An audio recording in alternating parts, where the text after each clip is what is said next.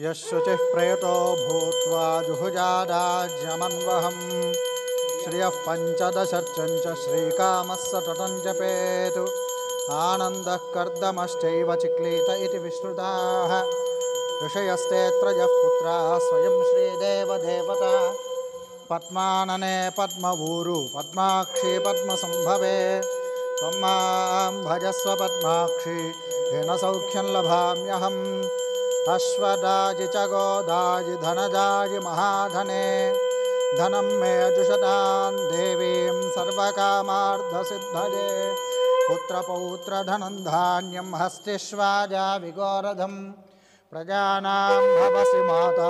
आयुष्मन्तं करोतु मां चन्द्राभां लक्ष्मीमीशानां सूर्याभां श्रियमीश्वरीं चन्द्रसूर्याग्निसर्वाभां श्रीमहालक्ष्मीमुपास्महे धनमग्निर्धनं वायुर्धनं सूर्यो धनं वसुः इन्द्रो बृहस्पतिर्वरुणं धनमश्नुते वैनतेजसोमं पिब सोमं पिबतु वृत्रः सोमं धनस्य सोमिनो मह्यं ददातु सोमिनी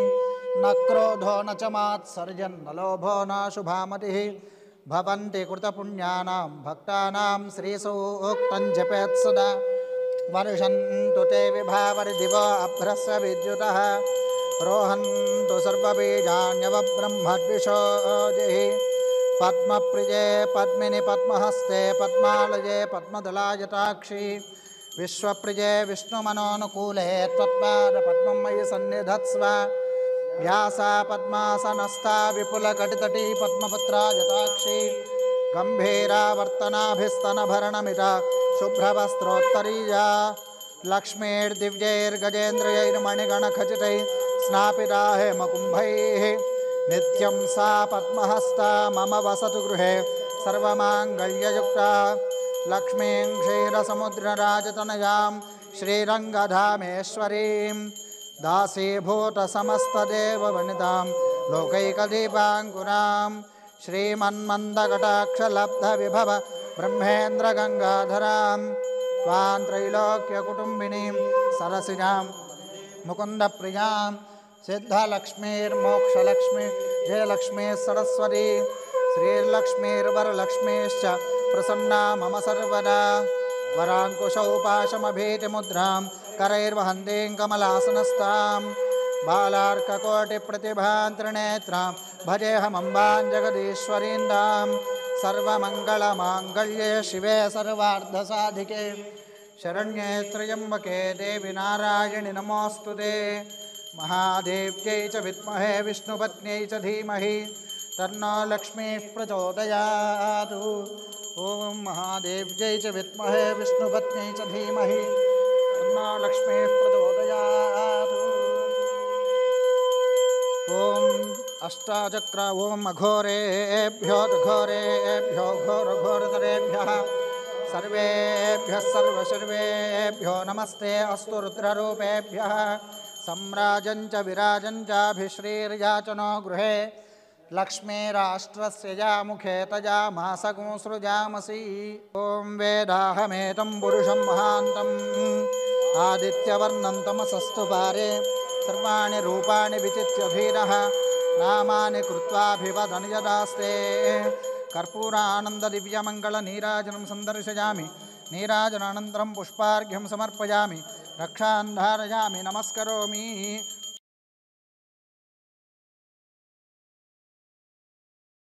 ॐ जातवेदसे सुनवाम सोममराति यतो निदहाति वेदः स नः परुषदति दुर्गानि विश्वानावेव सिन्धुं दुरितात्यग्निः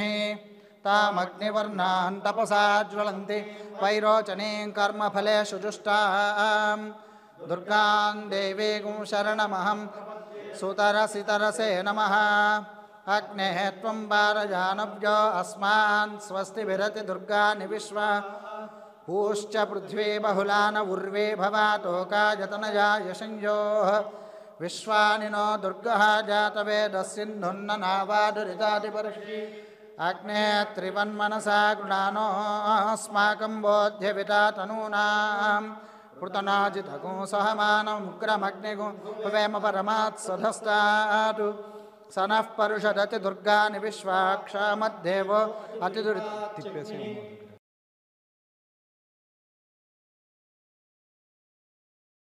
स्वाञ्जाग्ने अस्मभ्यं च सौभगमायजस्व गोभिर्जुष्टमयिजो निषिक्तन्तवेन्द्रविष्णोरनुसञ्चरेम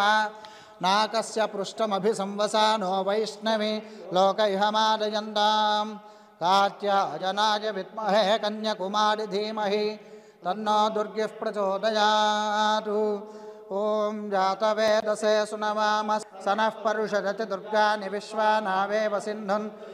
त्यग्निः तामग्निवर्णान् तपसा ज्वलन्तीं वैरोचनीं कर्मफलेषु जुष्टां दुर्गान् देवीं शरणमहं प्रपद्ये अग्ने त्वं पारजानव्यो अस्मान् स्वस्तिभिरति दुर्गानि विश्वा ओश्च पृथ्वी बहुलान उर्वी भवातोकायतनया योः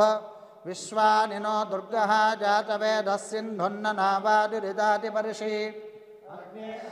मनसा गृणानो अस्माकं बोध्यविदा तनूनां पृतनाजितगो सहमानमुग्रमग्निगो हुवेम परमात् सधस्तातु सनः परुषदति दुर्गानि विश्वाक्षामद्देव अतिदुरितात्यग्निः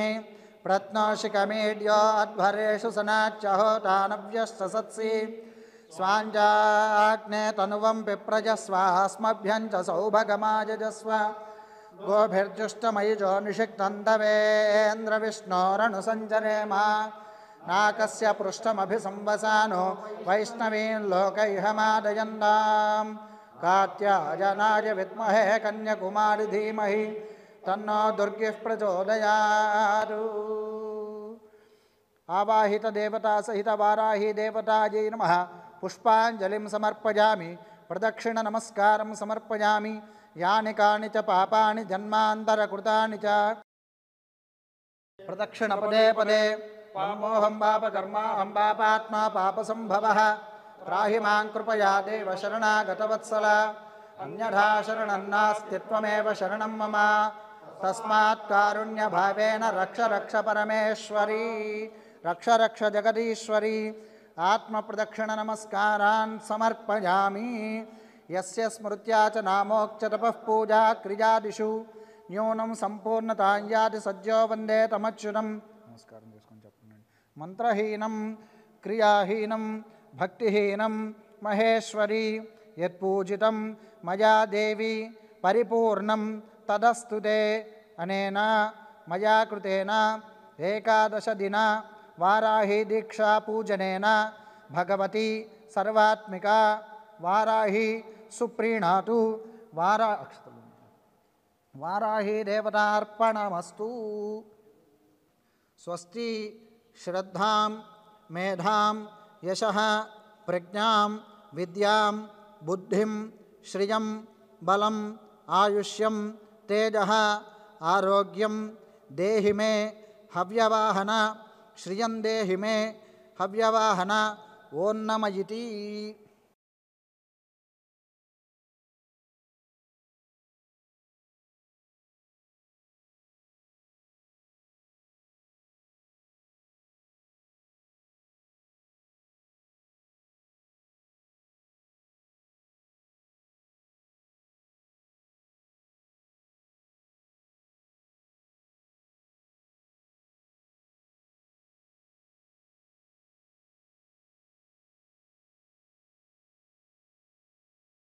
ఓం శతం జీవ శరదో వర్ధమాన ఇత్యపి నిగమో భవతి శతం వర్ధయంతి శతమేనమేవ శతాత్మానం భవతి అనంతం భవతి శతమైశ్వర్యం భవతి శతమితి శతం దీర్ఘమాయుః శతం జీవ శరదో వర్ధమాన ఇత్యపి నిగమో భవతి శతమితి శతం దీర్ఘమాయుర్వర్ధయంతి శతమేనమేవ శతాత్మానం భవతి శతమనంతం భవతి ఐశ్వర్యం భవతి శతమితి శతం దీర్ఘమాయుః శతం జీవ శరదో వర్ధమాన ఇత్యపి నిగమో భవతి శతమితి దీర్ఘమాయుర్మరుతయేన వర్ధయంతి మేవ శతాత్మానం భవతి శతమనంతం భవతి శతమైశ్వర్యం భవతి दीर्घमायुः शतमानं भवति शतायुः पुरुषः शतेन्द्रिय आयुष्येवेन्द्रिये प्रतिष्ठति मनोरथाः परिपूर्णा भवन्तु यजमानस्य संकल्पितसिद्धिरस्तु यजमानस्य एकादश दिनवाराही देवता दीक्षा संपूर्णता सिद्धिरस्तु वाराही देवता प्रसादेन यजमानस्य संकल्पित समस्त कार्याणि राजद्वारे राजमुखे सर्वदा दिग्विजय सिद्धिरस्तु यजमानस्य संकल्पित समस्त कार्येषु अंतःशत्रु बहिःशत्रु निवृत्ति द्वारा मानसिक शारीरिक आरोग्य सिद्धिरस्तु भवन्तः श्रीमन्तः महान्तो अनुगृह्णन्तु वाराही देवता प्रसादेन यजमानस्य जन्मराशिवशातु जन्मांशवशातु नामराशिवशातु नामांशवशातु ये ये ग्रहाः अरिष्टस्थानेषु स्थिताः तेषां ग्रहाणाम् अत्यन्त आनुकूल्य शुभफलावाप्तिरस्तु वाराही देवता प्रसादेन अष्टलक्ष्मी देवता स्थिरनिवास सिद्धिरस्तु अखंड ऐश्वर्याभिवृद्धिरस्तु वंशाभिवृद्धिरस्तु चिंतित मनोरथ सिद्धिरस्तु धर्मस्य जयोस्तु अधर्मस्य नाशोस्तु प्राणिषु सद्भावनास्तु विश्वस्य कल्याणमस्तु गवां संरक्षणमस्तु लोकाः समस्ताः सुखिनो भवन्तु हर नमः पार्वती पतये हर हर महादेव हर।